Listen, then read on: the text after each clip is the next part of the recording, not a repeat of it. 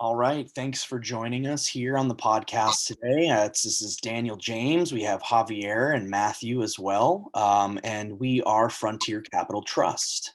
And the goal of this podcast is to kind of bring a breath of fresh air, education that people maybe didn't know that they needed, and help people learn what's going on bit by bit with actionable advice to increase your confidence in the legal and financial realms so that you can begin taking steps no matter where you are in the process. Our goal is to bring you applicable advice to every situation, and our mission statement is really to help others understand the current climate of statutory law versus natural law, provide a new dimension of education and resources on the topics of life, liberty, and the pursuit of happiness, and to establish a corner in the universe of law where we can take these ideas, corporate policies, mandates, requirements, and really put them under the microscope, contemplate them, and challenge them. So yeah, I'm here with Javier and Matthew. Thanks, guys, for being here today. Absolutely, man. Daniel, thank you for that intro, man. We really appreciate helping us out with that. Yeah, so would anyone like to just give a little bit of background? I'm happy to go first, but if anybody feels like giving a little bit of perspective on why you're here today, why you're a part of this venture, and what your background and how you've reached this place of being interested and knowledgeable about the various topics at hand. Sure, I can go on first. Since 17 years old, I've been an entrepreneur. I grew up, with not a lot of money, a lot of stuff. My dad was a contractor. It didn't take too long before I needed to find out solutions for myself. So I always felt like I was somebody who, was a go-getter in a sense, and I just wasn't going to settle for a 9 to 5. So I did everything in my power to be creative and providing a service for people, and became an entrepreneur. 7, 8 years ago, through my entrepreneurship ventures, I was able to live out in Europe as well. And being out in Europe, I got into a lot of investing. And so once I got into investing, this is when I started to really look into, what my assets were, how to protect the things that I've worked so hard for up to now, and, what else I can do with it. And so shortly after that, I ended up meeting a mentor of mine. And this is where I ended up meeting Daniel. And I got into a lot of the trust work. And so then the trust work really ended up being something that really pulled me into, as this is the answer. This is what we're going to have to, really understand in order to, be free. Because it wasn't just a financial thing. It became a legal thing, right? It became about your own liberty, which you can and cannot do in certain places, certain business, and etc. So, once I found this trust information, I ended up trying to find everything I can about it, every little thing about it, because I found that this was a completely other level of operating business, in which I found a lot of people didn't know. There's little bits and pieces and stuff, but not a lot of people understand the whole concept of common law and how that's changed in the United States. So I'm really glad that I was able to find you two guys, because after, I ended up not working with my mentor, me and Daniel stuck together, and we ended up running things our way. We felt that there was a more intimate approach that was needed, a little bit more structure, and we felt that we can improve upon the service. So I'm so glad that I've been able to be here, and super grateful that I've met you two to be able to carry out this work. So that's a little bit about me. Yeah, it sounds like you grew up, you came from hardship, and you had the motivation from an early age to do whatever necessary to secure your own future and live on your own terms financially. Obviously there's nothing like growing up in poverty to stress to one the importance of utilizing everything we have at our disposal here in America to Yeah. create success and create a life. And so what I hear you saying is you've come into the trust law work and realized that it's so much more than just financial tool asset protection. It's actually a way to secure rights and liberties that are kind of slipping away from us. So thank you Absolutely. for sharing that, Javier. I really appreciate that. Matt, would you like to share a little about yourself and then I'll go? Sure, absolutely.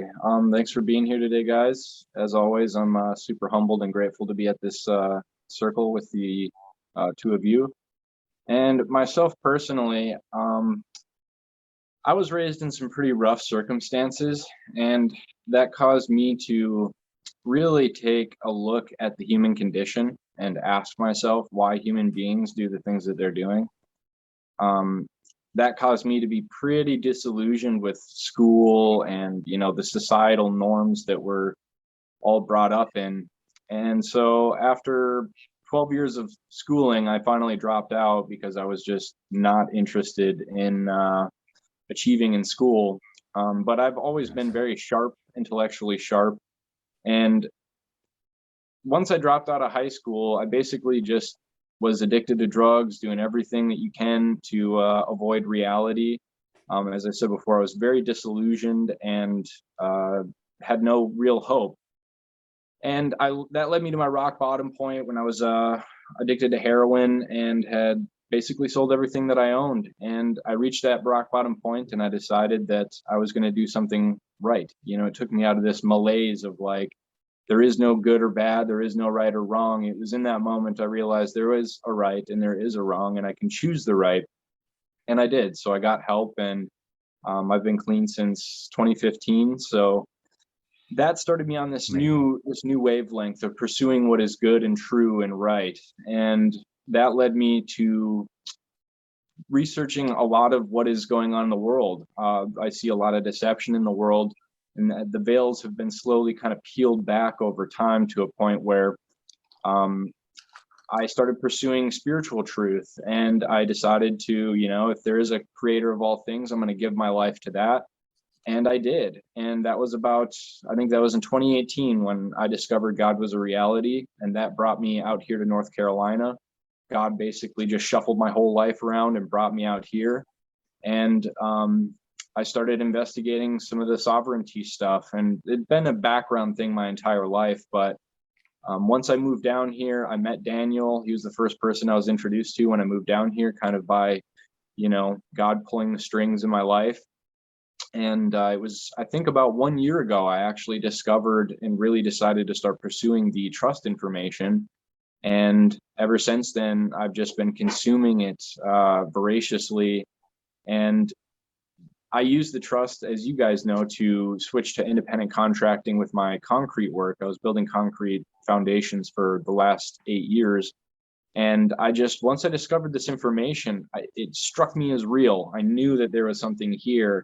And I just dove headfirst into it. My girlfriend jokes and says that I put myself through Trust College in the last year because of, all of the information that I've been consuming and digesting. And then you guys decided to start your venture together, and you were paying attention to me and how vocal I was about the trust information that I've discovered and consumed and digested and was able to share with people.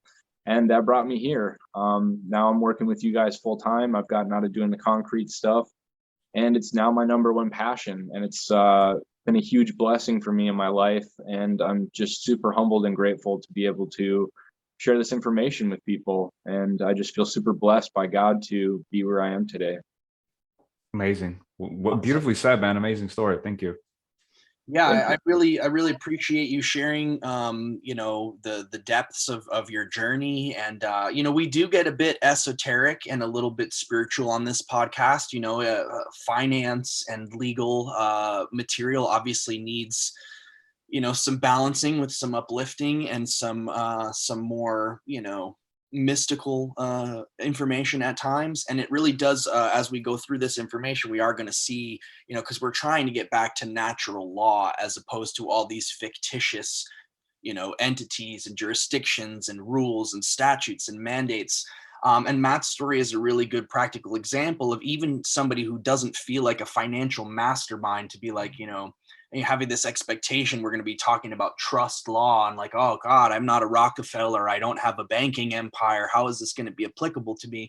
And there's the ultimate goal at the end of the day is to make everybody's life a little bit easier and a little bit better.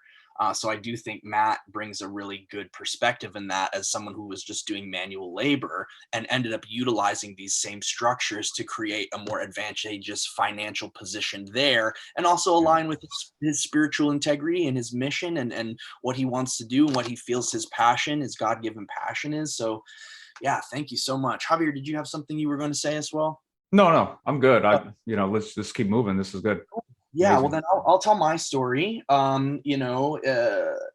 Similarly, I think had some experiences in my early life that shaped, my lifestyle and development. And at a certain point in my youth, growing up in the 90s, beginning the access to the internet, one of the first wave of technology kids, with Game Boy in my hand at 4 years old, access to the internet at probably too young of an age. But at some point, for better or worse, I started to see how much information was accessible out there. And of course, similarly to, I think, things that Matt had said, I kind of realized that academia was a pre-selected cadre of answers, approved answers to life's Absolutely. questions.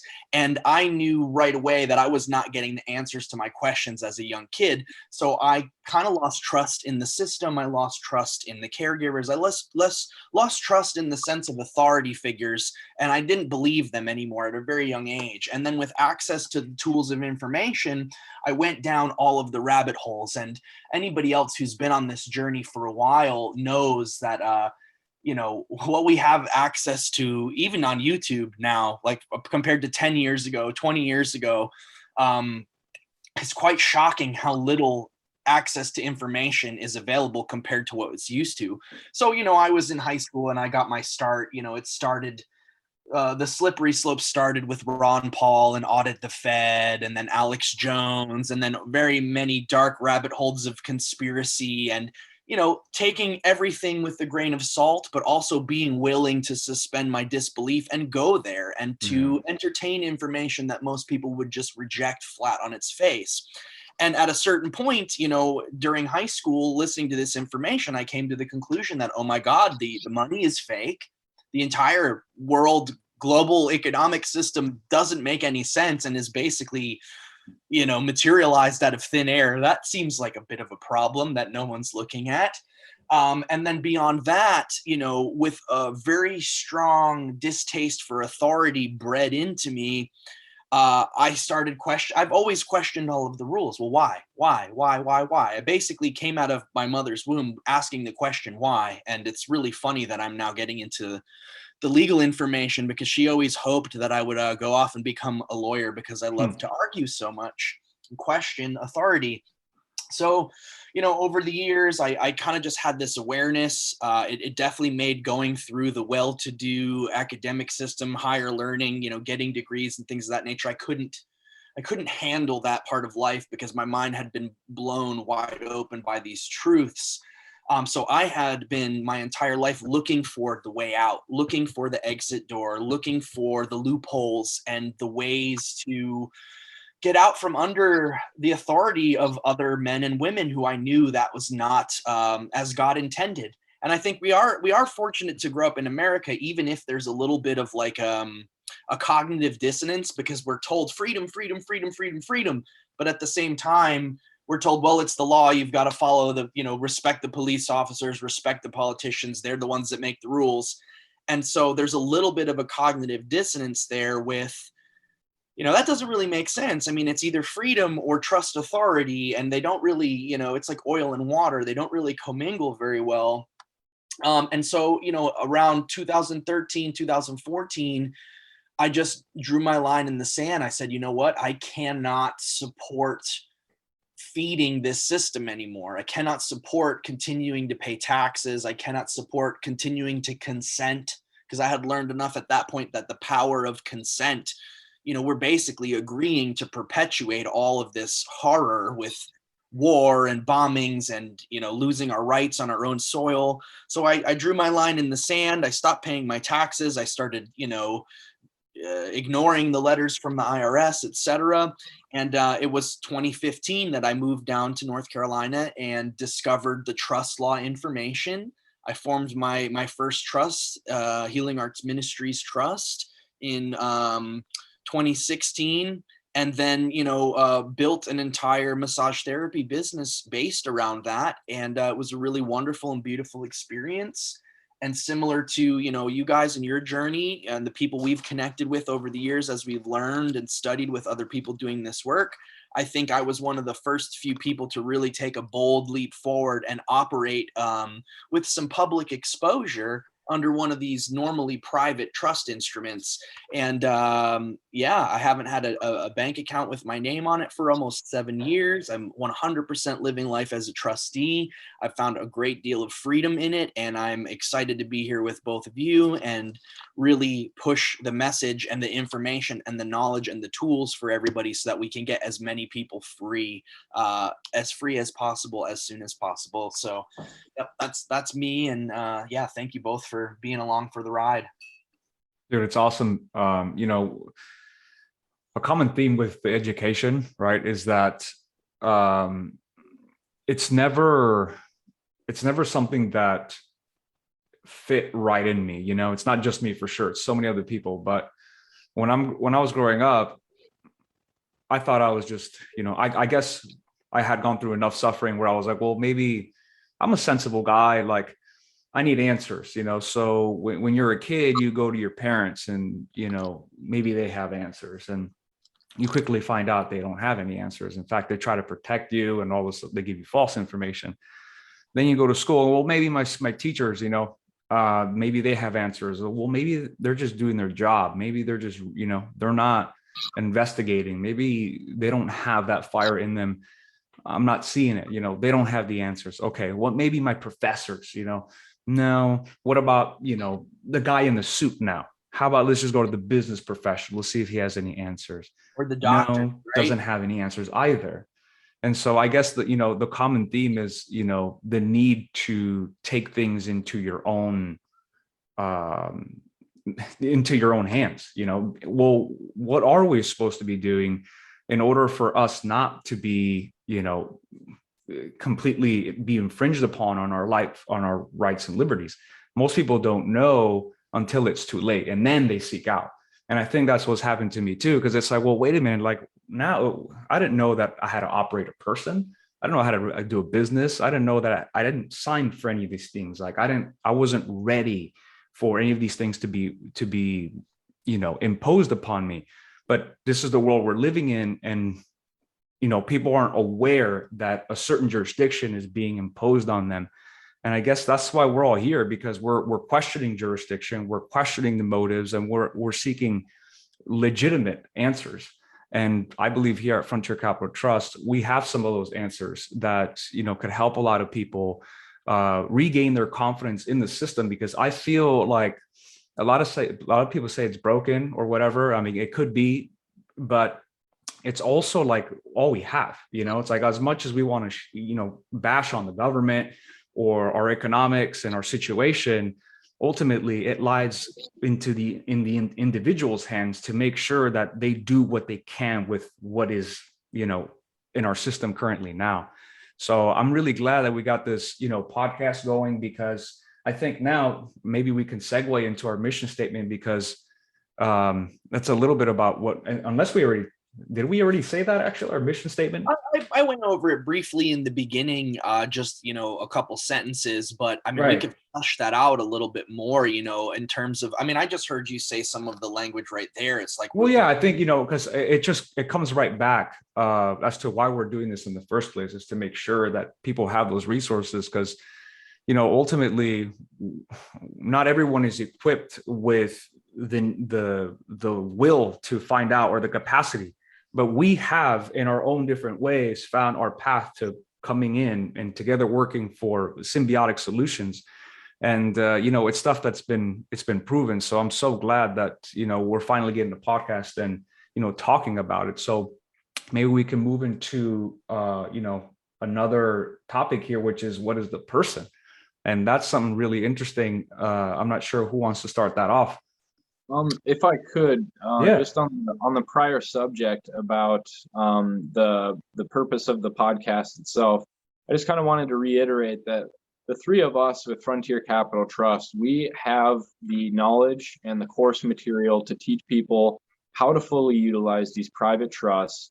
And what this podcast is supplemental information for people who, they hear about a private trust. They don't really understand what it is. What we're doing with this podcast is offering people another angle on this information, rather than having to digest all of the really dense legal material, court precedents, laws, legal codes. We're coming here from this angle to offer people plain English explanations and examples of this stuff in action. And so, yeah, that's one aspect of what we're trying to do with this podcast, is just reveal this information to people, make it approachable, and shed as much light on these concepts as plainly as possible for people to understand. Perfectly said. Yeah. So I mean, do we feel complete with like the introductory part, and to get into the topic of what it is to be a person, a legal person, and how that's kind of like the foundation of our journey throughout the rest of these episodes? Do we feel ready for that topic? Just to jump in. I think so. I mean, we did a little bit about each other, and then about our podcast and the situation and why we're here. So I think we're good. Great. Well, Javier, I felt that you were feeling passionate to get that part going. Otherwise, I have some things I could start and jump into. It's up to you. I mean, I can just go over a couple things. Sure. In regards to the person. And I'll say first, we didn't know, again, that we would have a thing like as a person. And person is something that people, they connect with a human being because it's used interchangeably, but a person is a corporate entity. And that corporate entity, there is a type of jurisdiction over that entity that utilizes it as a debt instrument. So knowing how to operate your person in, regular business, because most people aren't aware of it. So you're aware of it now. You can look up all these different processes that basically corroborate that your person is in fact a business type.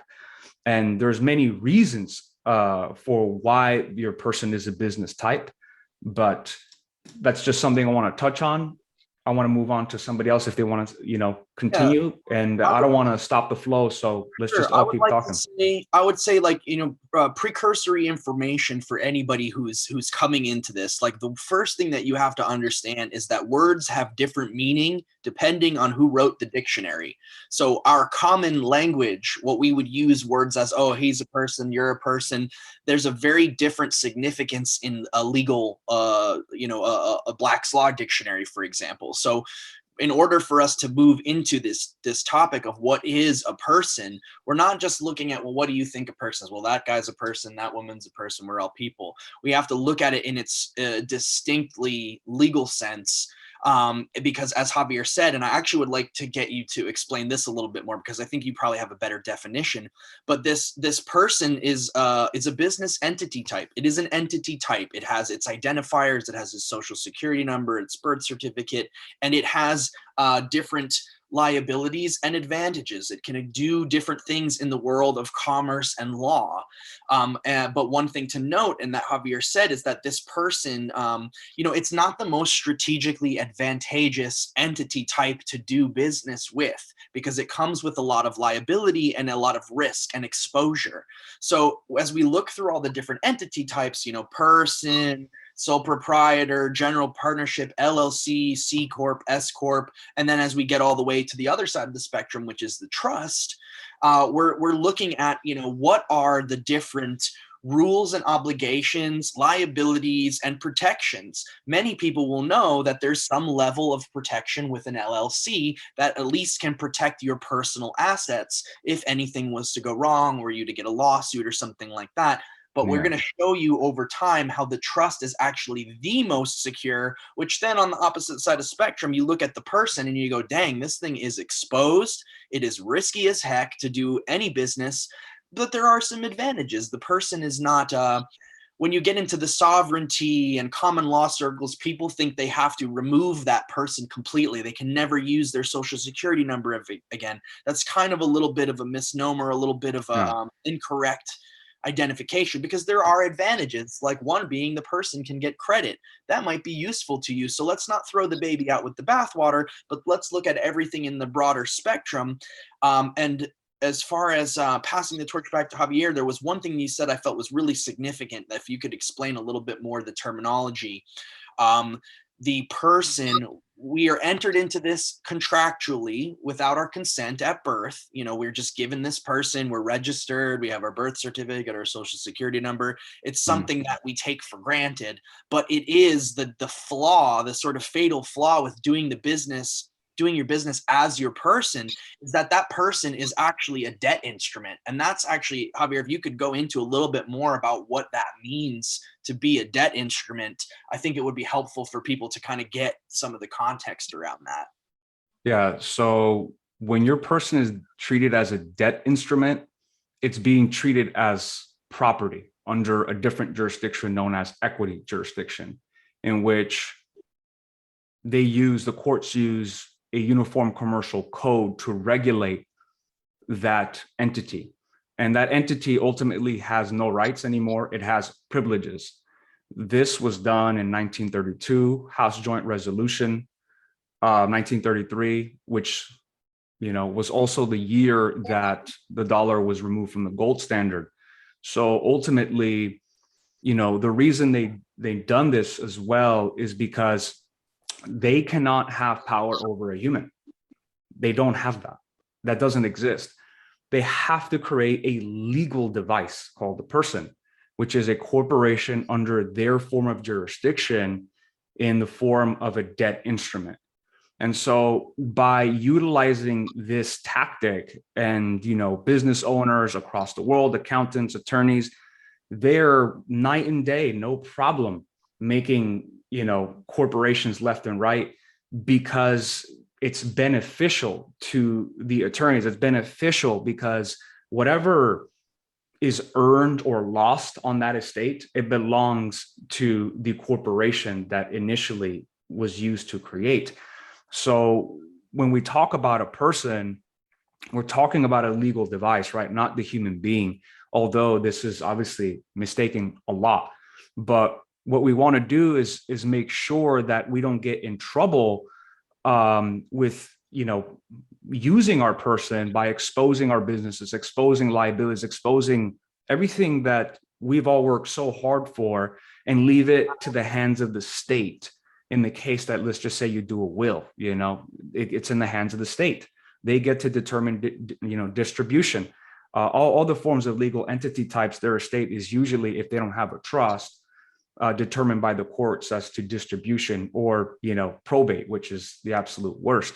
So, you know, this is a way to be able, you know, at least being cognizant of what the person is from this legal perspective will help us navigate as to, well, what else do we, given this information, what else do we need to do in order to, let's say, operate in commerce? Let's say, you know, do the things that a corporation would normally do without the liability and that risk that utilizing a person would entail. And we ended up finding that a trust, and not just any type of trust, but a very specific trust with a specific mode of administration, is the best way to operate in commerce. And there's no need to, you know, remove your, you know, status of citizenship, like all these other sovereignty things. Like, your person can just sit there as a business, good credit, and it'll be fine. But this is a way that will begin to hopefully start to change the way that we look at jurisdiction, what we can and cannot do. So, you know, determining what the person is, and then knowing that there's other legal entity types is super important. So hopefully that was a pretty good, well-rounded answer. Yeah, absolutely. Matt, were you about to say something?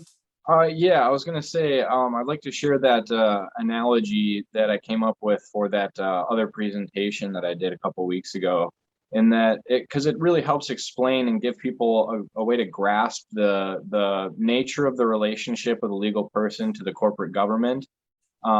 And so the analogy goes like this. So if you are going to open up a Subway branch and you're going to be the quote unquote owner operator of the local Subway branch, you can do that and you can put your name on that franchise. But if you don't follow every single Subway bylaw and the franchise finds out about it, they can take the entire company out from underneath you. And so what the legal person is, it is a corporation, a business that is founded with the incorporating documents of your social security number and your birth certificate. And it's literally the same thing as opening a local franchise of the corporate government. And so by doing that, by using that entity, we are implying our consent with the jurisdictional statutory law that goes along with that. And so the beautiful thing about the trust is that it is something that we create of ourselves. We are living sovereign human beings who create this other entity of ourselves, which the analogy would be, this is you opening up your own farm to table sandwich shop that's, you know, primo ingredients, all organic. Subway would have no right to tell you what you can do or can't do in that entity. And that's the same thing as the trust. It is completely separate from the statutory rules and regulations of, you know, Subway, the corporate government.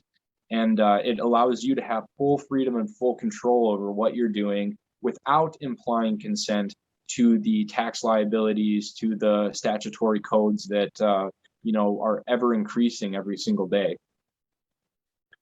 It's an awesome answer. I wonder if Daniel's back. He ended up using the restroom real quick, but you know, in reference to that analogy, you know, I love that you use a franchise because that's what, you know, typically, you know, people understand how franchises work and, you know, the dynamic between the person and the franchise and how it's being used. And, you know, there's something so particular about the trust, because when someone is using a trust, they're technically, and again, quick, you know, when we talk about the word trust, we're not talking about, like Matthew said, statutory trust made from an indentured statute.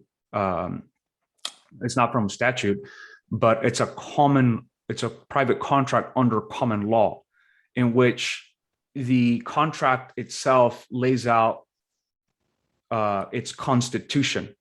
So the constitution in that trust is ultimately the law, and knowing how to operate, you know, a trust in so many different capacities becomes really the ultimate way to operate business nowadays. There's really no other, I mean, forget about the person. The person, you know, if I had in front of me, actually, if you guys go and check out Principles of Trusteeship, you'll get an example of a birth certificate. Either it's Principles of Trusteeship or Module 1, but I give an example of what is actually done with the birth certificate. And the birth certificate is actually a surety.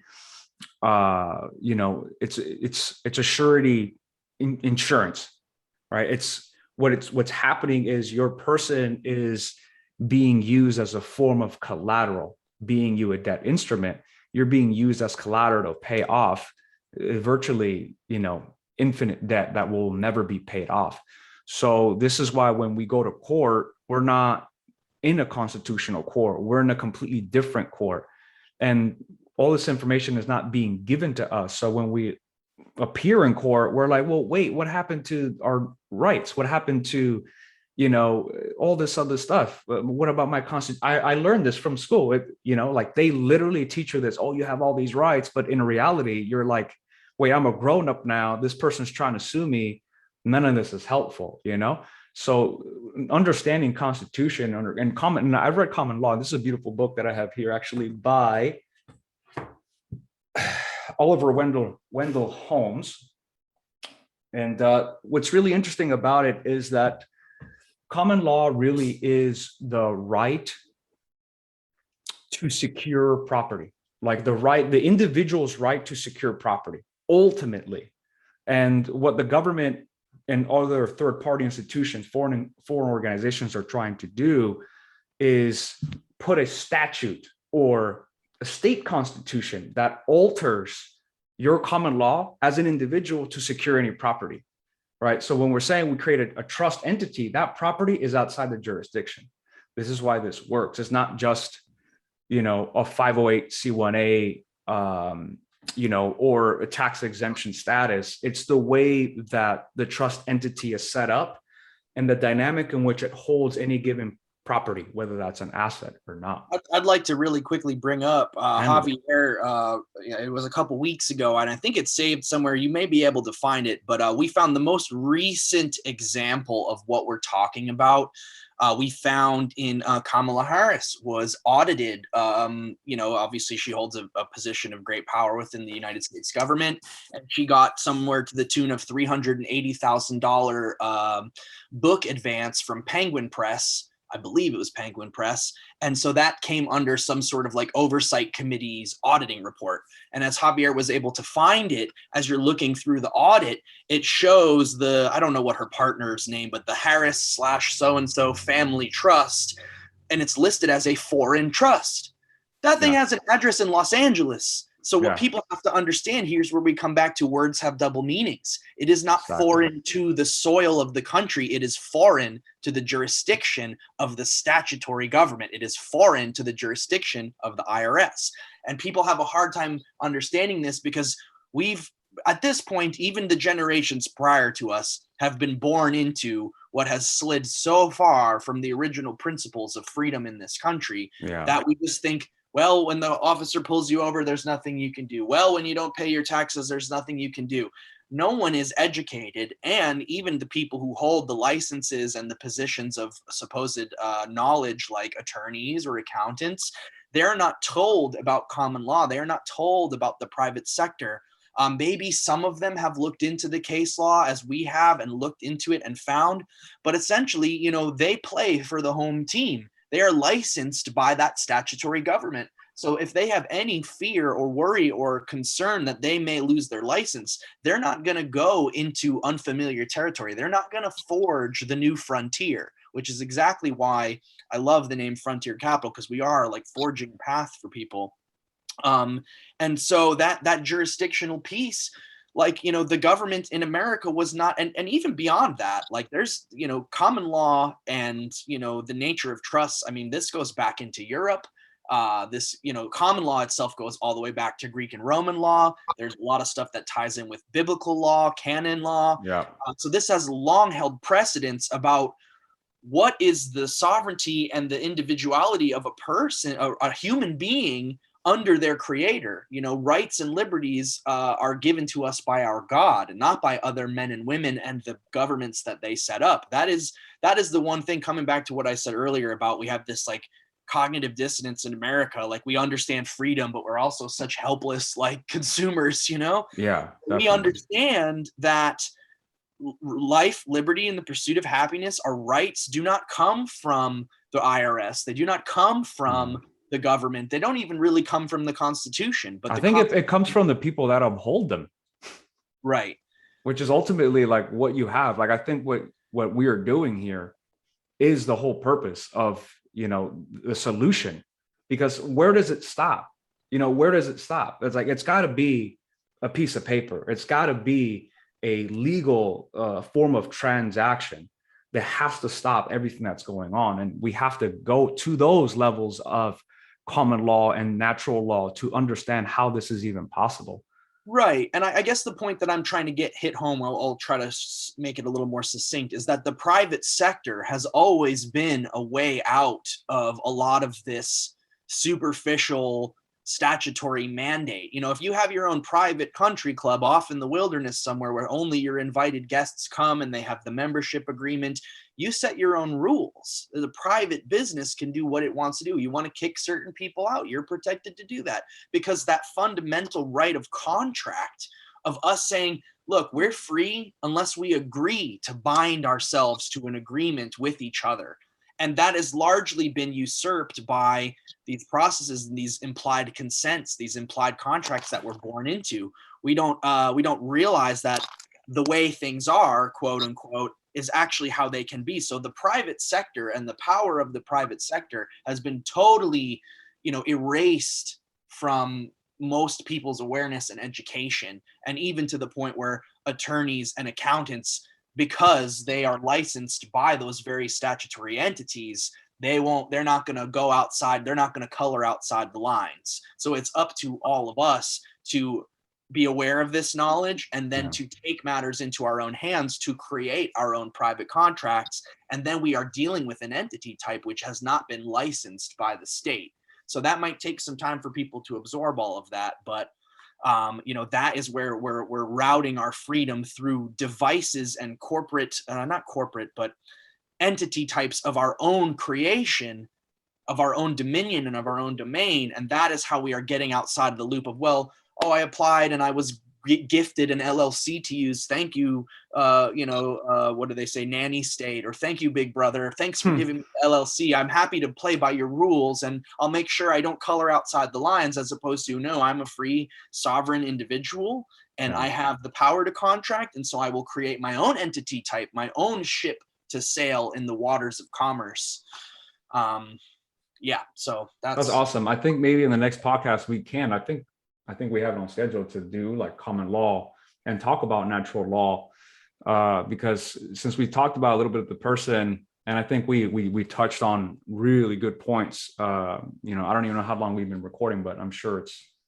I'd say we're about a little over 40 minutes. So that's it's up awesome. To you. Want to keep going or just keep this one short as an introduction? I feel like we did manage to cover quite a lot of ground. We did. I think we're good. I think the next one we can go like natural law and a little bit about the history, because I mean, that's important too. People got to know where it came from. And then a very, very important distinction, which could be mentioned in the next podcast, which is the difference between, the common law versus, the Anglo-American common law.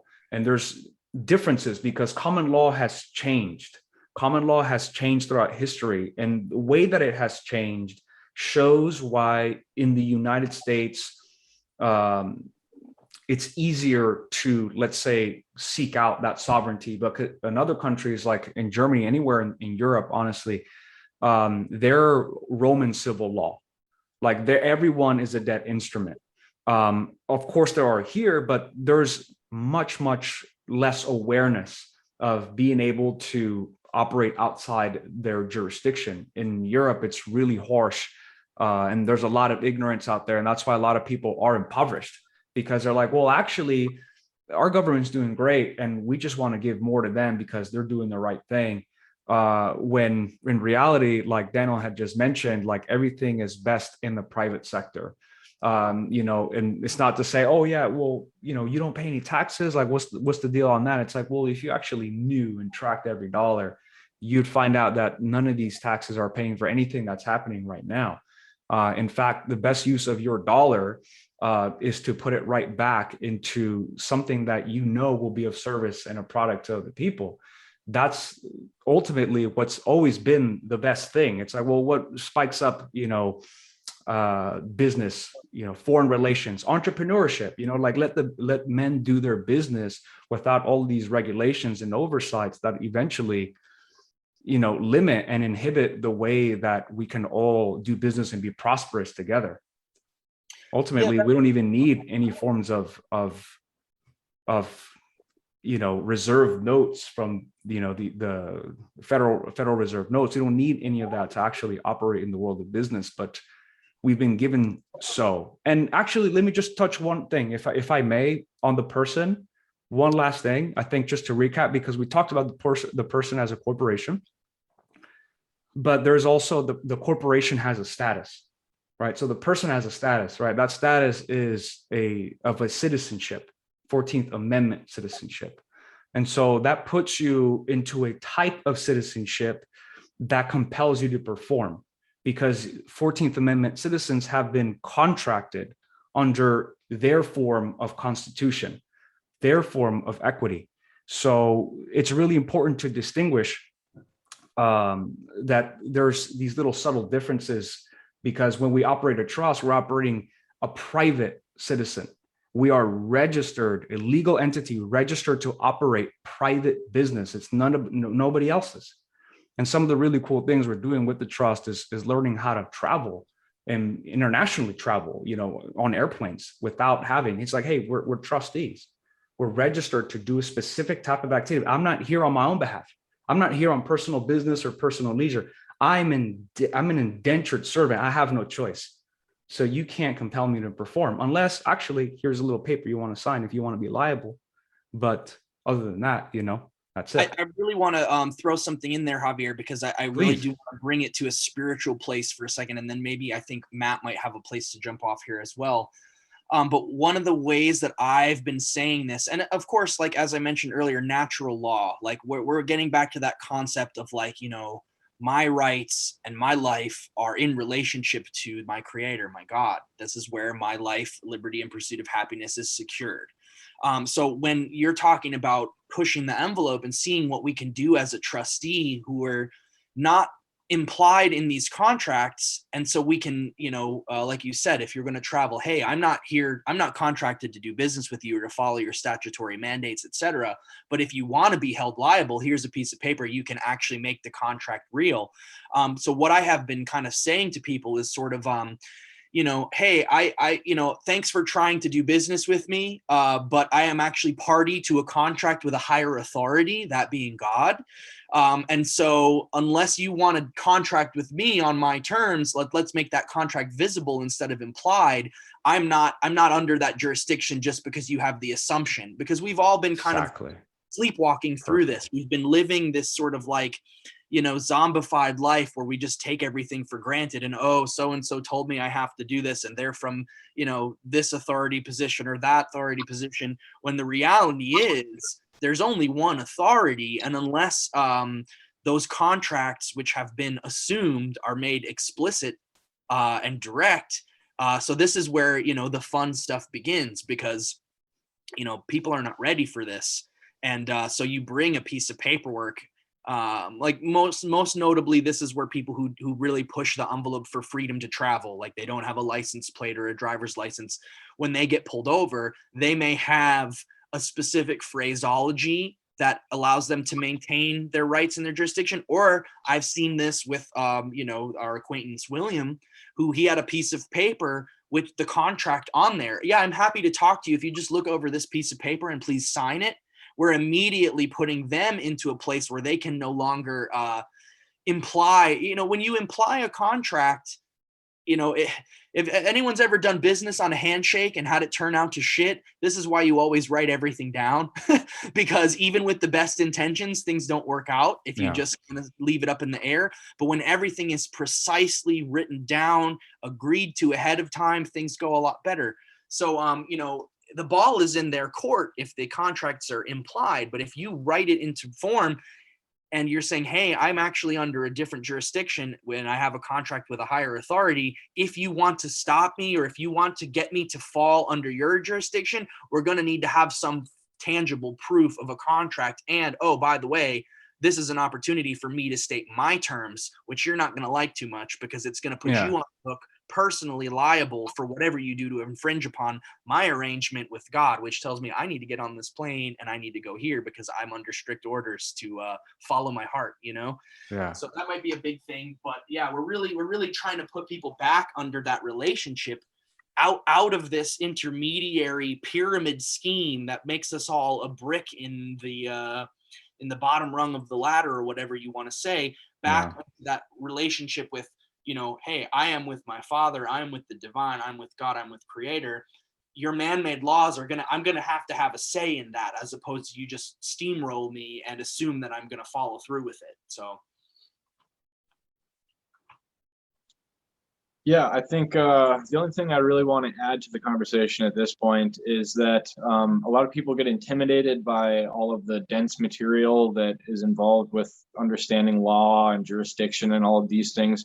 And so I just want to make it known to people who are in that category that the number one thing that you need to do is know the truth. Know the truth of your own direct experience, and the natural law and common law is derived from that direct experience. So, an example of this would be, if you want to go outside and, mow the grass, is there something within yourself that forces you to go ask an outside authority to do that?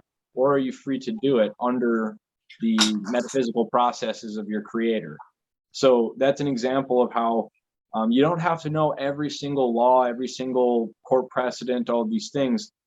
What we're dealing with here is truth. And if you really get in touch with the truth within yourself, you will start living out natural law kind of effortlessly and without, need for instruction or precedent. Yeah, and I'm sure that at a later time we'll go through and we'll make a podcast solely on what it's like to be a trustee on the day-to-day basis, because you'll be surprised, almost nothing changes. Yeah. Absolutely. And I guess if this is a good point to conclude, anyone who is hearing this podcast, if you would like to get some additional information, you can find us on all your regular social media channels, Instagram, Facebook. And if you would looking for and would like to take the next step and get some more information, you can get the free Principles of Trusteeship PDF on our website, frontiercapitaltrust.com. We are building out and launching our entire online education and consulting services. So we'd be happy to talk to you, read the free PDF, get your bearings a little bit more, understand what's involved, and then reach out to us. We have an application process. We'll get you into a consult, and we'll see how we can facilitate you. Nice. Wonderful. All right. All right, guys. Well, with that, I think that was a very successful first episode. Appreciate you, Matt and Javier, for being here. And we look forward to elucidating more of this information shortly in the future. All right. We'll see each other on the next one, guys. Yeah. Thanks for watching, everybody.